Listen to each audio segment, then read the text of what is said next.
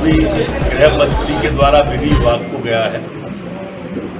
विधि भी मेरे पे ही है वैसे, लेकिन ये विभागीय प्रक्रिया है। पहले भी ऑलरेडी मंत्री जी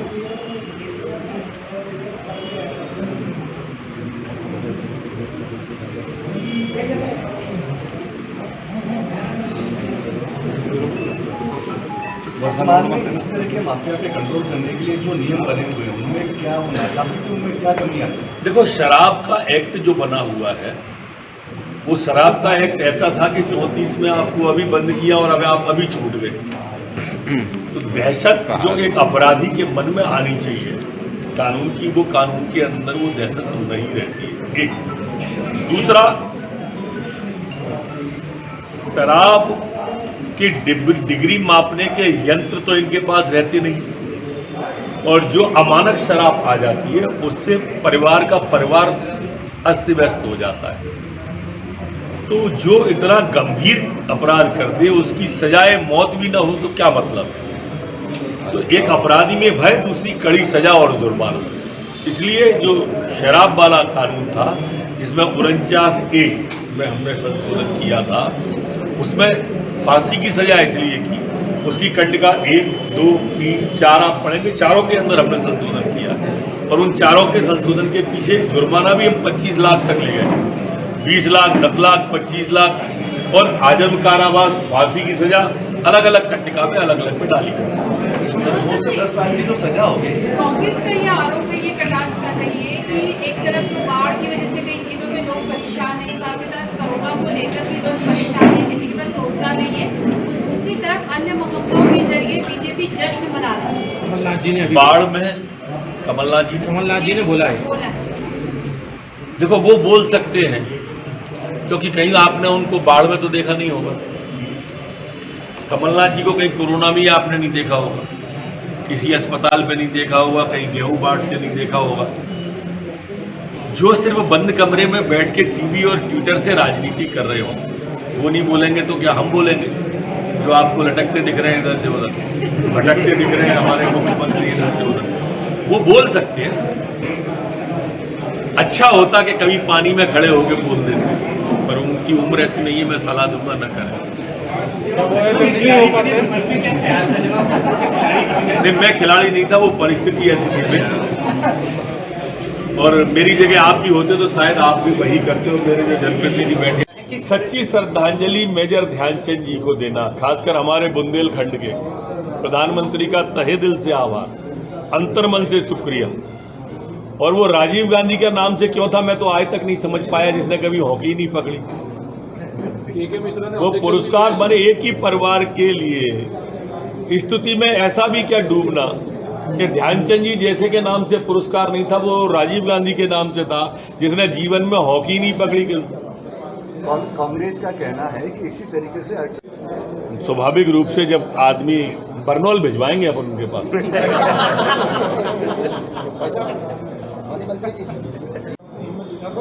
मेरे ख्याल से तो वो जा ही नहीं पाते। एयरलिफ्ट की बात तो जब आती जब वहां पहुंच जाते। कल कमलनाथ जी जा रहे हैं दौरा करने ग्वालियर। आप विश्वास रखो कहीं भी पानी में नहीं जाएंगे। अगर मेरी बात गलत निकला कल तो मुझे टोकना, मैं कल भी यही हूँ। मैं तो आज कल भी हूँ, फिर 14-15 को हूँ, और 14-15 में आप सबको आमंत्रित कर रहा हूँ। 14 की रात हम सब भोजन करेंगे प्रेस क्लब के कार्यक्रम में, फिर गप्पे करेंगे। निगम मंडलों की सूची बनी है बहुत, और मेरी जगह आप भी होते तो शायद आप भी वही करते हो। मेरे जो जनप्रतिनिधि बैठे हैं दोनों साइड, ये भी वही करते हैं। आपको खेलने का शौक भी है? नहीं, शौक की बात नहीं थी, वो परिस्थिति ऐसी बन गई थी जब वो बूढ़ी माँ ने कहा कि बेटियां 3 दिन से भूखी फंसी हुई हैं और पीने को पानी भी नहीं पहुंचा। और सच में अगर आप होते तो वो जिसको वेग कहते हैं, वेग समझते हैं ना आप, धार की तीव्रता, बहाव की तीव्रता को वो वेग इतना भयानक था नदी का। मैं नदी के बगल का हूँ, मैं जानता हूँ कितनी तीव्रता उसकी कब कैसी होती है। मैं तैर भी लेता हूँ थोड़ा बहुत। तो उस वेग में कोई जाने की हिम्मत नहीं कर रहा था, इसलिए उनको बचाने की दृष्टि से चला गया। जब चला गया तो वो नाव की सापट में तार और बाकी चीज़ें आ गई, तो हेलीकॉप्टर आ गया और पहले उनको निकाला। फिर मैं निकला तो मेरी जगह आप भी होते तो शायद यही करते, पर हम जनप्रतिनिधि हैं, अगर ऐसे मौके पे भी हम नहीं जाएंगे तो फिर कब जाएंगे? हम कार्यकर्ता से कहते हैं ना, तेरे लिए जान लगा दूंगा, यही तो जान लगाने का अवसर था। आपकी जगह पे यदि कोई आपकी जगह पे कमलनाथ जी ने बोला है। बोला देखो, वो बोल सकते हैं क्योंकि कहीं आपने उनको बाढ़ में तो देखा नहीं होगा। कमलनाथ जी को कहीं कोरोना में आपने नहीं देखा होगा, किसी अस्पताल पे नहीं देखा होगा, कहीं गेहूं बांटते नहीं देखा होगा। जो सिर्फ बंद कमरे में बैठ के टीवी और ट्विटर से राजनीति कर रहे हो, वो नहीं बोलेंगे तो क्या हम बोलेंगे? जो आपको लटकते दिख रहे हैं इधर से उधर, भटकते दिख रहे हैं हमारे मुख्यमंत्री इधर से उधर, वो बोल सकते हैं। अच्छा होता कि कभी पानी में खड़े होके बोल देते, पर उनकी उम्र ऐसी नहीं है, मैं सलाह दूंगा न करें। जब आप खतरों के खिलाड़ी बने तो मन में क्या ख्याल? तो उनमें क्या कमियां थी? देखो, शराब का एक्ट जो बना हुआ है, वो शराब का एक्ट ऐसा था कि 34 में आपको अभी बंद किया और अब आप अभी छूट गए। तो दहशत जो एक अपराधी के मन में आनी चाहिए कानून की, वो कानून के अंदर वो दहशत नहीं रहती है। एक दूसरा, शराब के डिग्री मापने के यंत्र तो इनके पास रहते नहीं, और जो अमानक शराब आ जाती है उससे परिवार का परिवार अस्त व्यस्त हो जाता है। तो जो इतना गंभीर अपराध कर दे, उसकी सजाए मौत भी ना हो तो क्या मतलब? तो एक अपराधी में भय, दूसरी कड़ी सजा और जुर्माना। इसलिए जो शराब वाला कानून था, जिसमें 49A में हमने संशोधन किया था, उसमें फांसी की सजा इसलिए की, उसकी खंड का 1, 2, 3, 4 आप पढ़ेंगे, चारों के अंदर हमने संशोधन किया। और उन चारों के संशोधन के पीछे जुर्माना भी हम 25 लाख तक ले गए, 20 लाख, 10 लाख, 25 लाख, और आजन्म कारावास, फांसी की सजा अलग अलग खंडिका में अलग अलग में डाली गई। इसमें जो 2 से 10 साल की जो सजा होगी, कांग्रेस का जो आरोप है ये पहले आप नवाबों का किस्सा सुना है ना लखनऊ का। मध्य प्रदेश की सरकार ये संगठित अपराध जो होते हैं, उन संगठित अपराधों को काबू में करने गैंगस्टर एक्ट लेके मध्य प्रदेश में आ रही है। इसका नाम मध्य प्रदेश गैंगस्टर विरोधी विधेयक होगा। इस गैंगस्टर की व्यापक परिभाषा भी मैं आपके सामने रखना चाहूँगा, आपके माध्यम से जनता के बीच में ले जाने की प्रार्थना करूँगा। इसमें संगठित रूप से जो शराब का कारोबार करते हैं वो, जुआ खिलाते हैं वो, भू माफिया,